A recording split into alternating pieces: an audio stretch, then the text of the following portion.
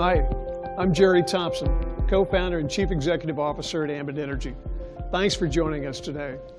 My family has seen a number of windows of opportunities over the year. I'd like to tell you about one that began over 100 years ago when my grandfather was a small boy growing up in Oak Cliff, a small town across the Trinity River from Dallas, Texas. His next-door neighbor ran an ice plant, and every summer he had the opportunity to work there. Too small to lift the ice, he started in the stables, cleaning and feeding the horses that pulled the ice wagons. But over the years, he grew strong enough and began delivering the ice into homes for the ice boxes. After graduating from the University of Texas, he returned to Dallas and entered the only business he knew, the ice business. With his past experience and college degree, he soon became president of the company. One day, an ice house manager named Uncle Johnny Green approached my grandfather and said, "Jody, customers are asking if we'd sell them groceries. We're located in their neighborhoods and have longer hours than the grocery stores. We could keep the perishable items cold in the ice house and put the canned goods and bread and other items outside on the dock." My grandfather liked the idea. He saw a window of opportunity and gave him money to buy some groceries. A year later, Uncle Johnny Green came back and said, "Here's your original investment, and here are your profits." They both smiled and decided to put groceries in all of the ice houses. And that was the beginning of the convenience store industry. In the late 1940s, my grandfather owned 3 ice companies in Dallas, and there were 3 local newspapers. Every time he wanted to place an ad, he had to run 9 ads, 1 for each company and 1 for each paper. It was cumbersome and expensive. He needed one name. So he approached a local advertising firm and explained his problem. He said that his ice stores were open every day of the year except Christmas, from 7 in the morning until 11 o'clock at night. The advertising firm told my grandfather that they would call him back as soon as they had an idea. The phone rang the next morning. They told him this was the easiest assignment they had ever been given, and that he should name his ice stores 7-Eleven. While our family is no longer involved, today there are over 60,000 7-Eleven stores. More than any other retailing concept in the world, more than McDonald's, Starbucks, or Subways. Worldwide revenues are now approaching $100 billion. And it all started in a small ice house in Oak Cliff, Texas. I grew up working in the 7-Eleven stores, and I always knew I wanted to go into business on my own. I just didn't know when the opportunity would arise. My first company was Caprock Communications. I saw a window of opportunity with new fiber optic technology that would dramatically lower the cost of long-distance calls. We built a massive fiber network across the Southwest, and then the internet appeared from nowhere with an almost insatiable appetite for bandwidth. We were in the right place at the right time. We sold Caprock, and in the summer of 2005, I submitted an application to become a retail electricity provider in Texas. Deregulation had begun 3 years earlier, and it was another window of opportunity. By the end of the year, we'd received all of our green lights and regulatory approvals. By spring, we were ready to test our first generation back office systems. My parents became our first customer, and everything worked. It was time to start gathering customers. We wanted to acquire customers at a low cost that would pay their bills and stay loyal.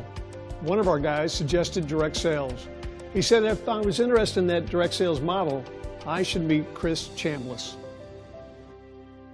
I'm Chris Chambliss, co-founder and chief marketing officer at Ambit Energy. Like Jerry, I too have been the beneficiary of incredible timing.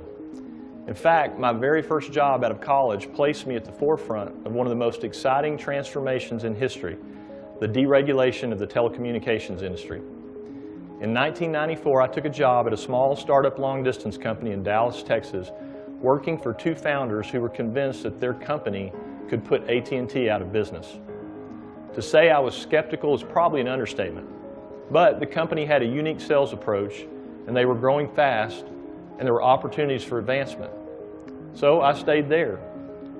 And what happened over the next 10 years was an epic American success story of record-breaking revenue and customer growth.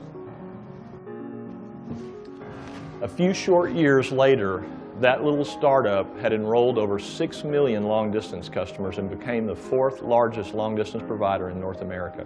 all without spending a single dollar on advertising. And that was our secret. Instead of spending millions of dollars with big media companies on expensive television commercials and outdoor billboards, we shared our profits in the form of commissions with a network of independent entrepreneurs who were determined to improve their own financial future and were excited to help their friends and family save money. All the technology and content we take for granted today, mobile devices, wireless internet, online music and movies, social media, they all exist as a result of the telecom breakup. Billions of dollars moved from old monopolies to innovative providers like the one I worked for. Consumers saved millions and enjoyed better service, and ordinary people from all over America earned thousands by participating in the process. I understand the opportunity presented by an industry that's deregulating. And I knew energy was even bigger than telecom. So when Jerry called me to discuss his idea to sell electricity with a similar model, I got very excited. I knew electricity would be a perfect fit. People use it every day without even thinking about it. It's already part of their monthly budget. So we met on a Friday at a Potbelly's sandwich shop to discuss the opportunity and to get to know one another. I liked Jerry immediately, and I gave him a few things to think about over the weekend. The next day, we were in front of a whiteboard in a conference room he had borrowed from his brother's company, and we began thinking about and outlining what kind of company we wanted to build. Chris and I wanted to build something we would be proud of. We knew that every time a consultant would approach someone about becoming an Ambit customer or consultant, they would be putting their reputation on the line, and they would be trusting that Ambit would get it right and would deliver as promised not some of the time, but all of the time. And we wanted to be worthy of their trust. We wanted to make them proud of their association with Ambit. So our first decision was to build the finest and most respected retail energy provider in America. And that was a big statement for a small startup company with only a couple of customers. But it made every decision since that much easier. We moved into our 100-year-old warehouse space in the west end of downtown Dallas. Everyone sits in the open. We have no offices. We handed out $19 fold-up tables from Walmart to everybody. They're cheap and they're not really attractive, and we were told that people would assume that we had no money and they'd be afraid to join us. We responded that we were going to invest our money in great people and outstanding systems, not in fancy offices or elegant furniture. The smart people would understand that and don't worry about anyone else.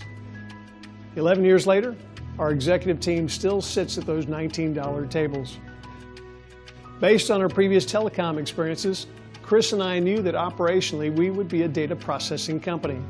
Companies in the telecom boom with solid back office systems and processes thrived and prospered. Those lacking good systems capsized and sank when they were hit by that data tidal wave.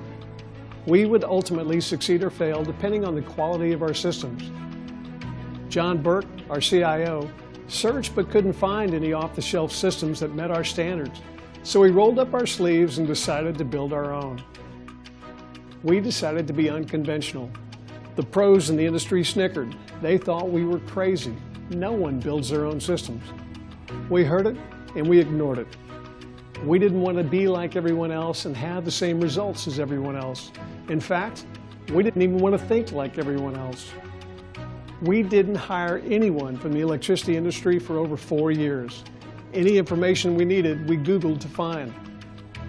Startups never have enough time or capital to build perfect systems.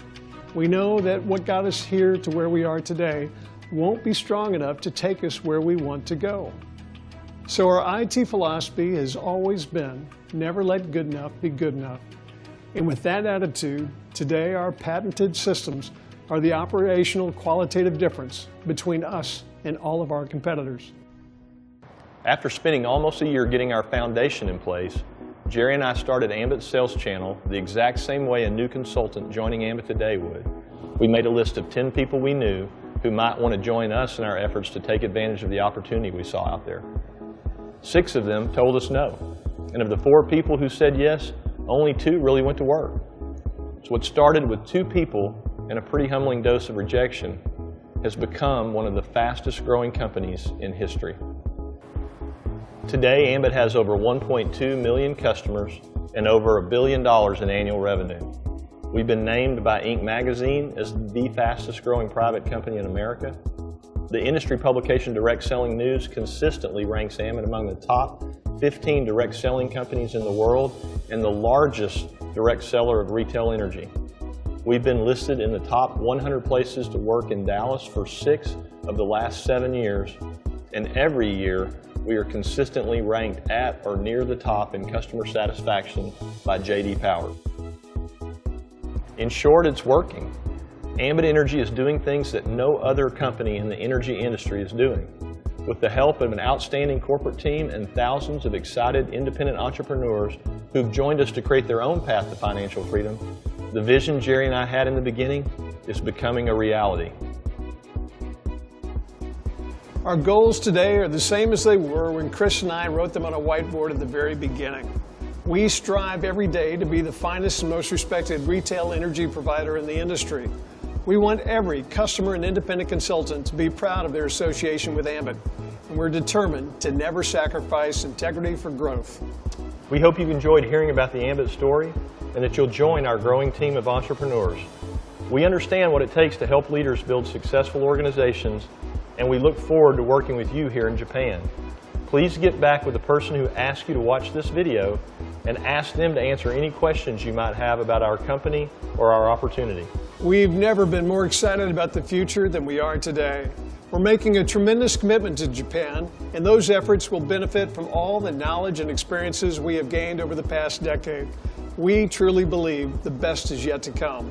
We look forward to helping you reach your financial goals and dreams, and you have our promise that Ambit will be here to support you every step of the way.